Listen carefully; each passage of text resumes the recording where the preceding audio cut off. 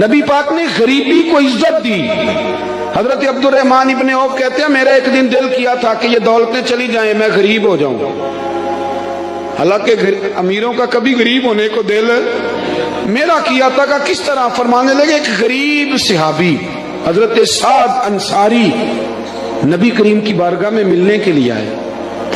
انہوں نے جب نبی پاک کے سامنے ہاتھ کیے نا ملانے کے لیے, قربان جائیں, انہوں نے ہاتھ پیچھے کرنا چاہا پر میرے نبی نے ان کا ہاتھ تھام لیا. حضور نے زور سے پکڑ لیا. انہوں نے ایک دفعہ چاہا, پھر اصل میں آپ سمجھے نہیں نا میں کیا کہہ گیا ہوں, یعنی حضور نے ہاتھ تھام لیا, یعنی نبی کریم نے ان کا اپنے دست مبارک سے ہاتھ پکڑ لیا. صحابی خاموش ہو گئے. حضور نے پھر ان کا ہاتھ کھولا. فرمایا یہ کیا ہے؟ تو وہ رو پڑے, عرض کرنے لگے حضور بچے زیادہ ہیں, مزدور آدمی ہیں, پھاوڑے کے ساتھ کدال کے ساتھ کئی کے ساتھ کام کرتے. یا رسول اللہ یہ نا چھالے پڑ گئے میرے ہاتھوں پہ.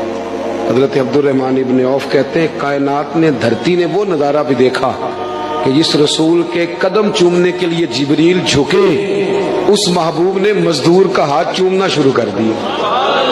فرماتے ہیں غریبی کو وہ عزت ملی کہ میرا بھی دل کرتا تھا غریب ہو جاؤں, دل کرتا تھا.